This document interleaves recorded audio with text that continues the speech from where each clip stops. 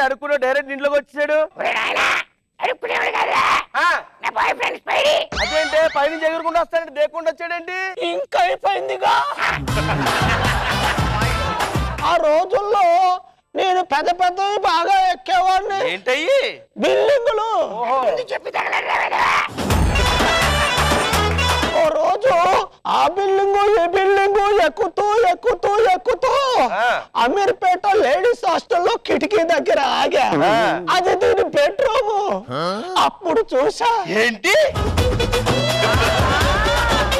ఒరే నాన్న, ఇప్పటి వరకు నాకు 99 పెళ్లి చూపులు చెడగొట్టావు. ఇప్పుడు ఇది 100వ పెళ్లి చూపు. దయచేసి చెడగొట్టకే, నీకు పుణ్యం ఉంటుంది. అమ్మా అలా పైకి వెళ్ళండి. అదే నాయనా, తండ్రిని కాదని కొడుకు ఎలా పెడతాం? సాంప్రదాయం. వద్దండి, అతనికి వద్దండి.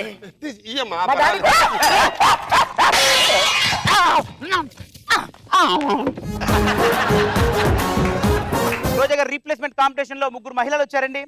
మొట్టమొదటి మహిళ చెమ్మకు చంద్రమ్మ.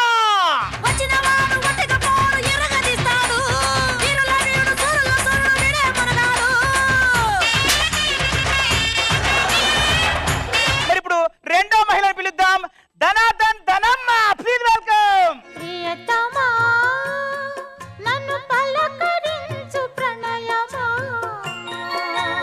నన్ను చూడండి మేడం, నేను కూడా ఆడదాన్నే. ఆడదానివా?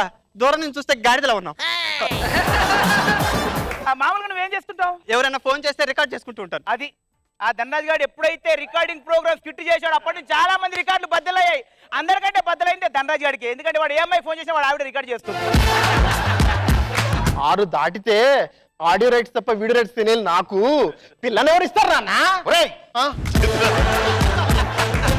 ఇప్పుడు మనిషి ఒంటికాల మీద నించుంటాడు. ఎప్పుడు నించుంటాడు చెప్పండి? మనిషి జోడుతుని కొట్టికెళ్ళి మళ్ళీ ఒంటికెళ్తే నిలబెడతాడా? నేను చెప్తా. ఎప్పుడంటే డ్రైవర్ వేసుకున్నప్పుడు. రవి గారు బాగున్నారు, మీరు లావేం కాలేదు. చూస్తుంటాను మీ కామెడీ స్కిట్లన్నీ, నవ్వు వస్తుందేమోనని. ఎవడండి మీరు? అమీర్పేట వెళ్ళండి. అమీర్పేటలో లాల్ బంగ్లా ఉంటుంది. ఆ వెనక్కి వెళ్తే వాచ్మెన్ ముందుకు ఎలా వెళ్ళాడో అడగండి, చెప్తాడు. ఎదురుగా మీకు పద్మారావు ఇంటర్నెట్ కేఫ్ అని దొరుకుతుంది. లోపల కూర్చోండి, సిస్టమ్ ఆన్ చేయండి. సిస్టమ్ ఆన్ అయిన తర్వాత యూట్యూబ్ ఓపెన్ చేయండి. యూట్యూబ్ లో ధనాధన్ ధనరాజ్ స్కిట్స్ అని కొట్టండి. 300 వస్తాయి. ఒక కాంట్రవర్సీ కూడా వస్తుంది. నేనెవరో మీకు తెలుస్తుంది.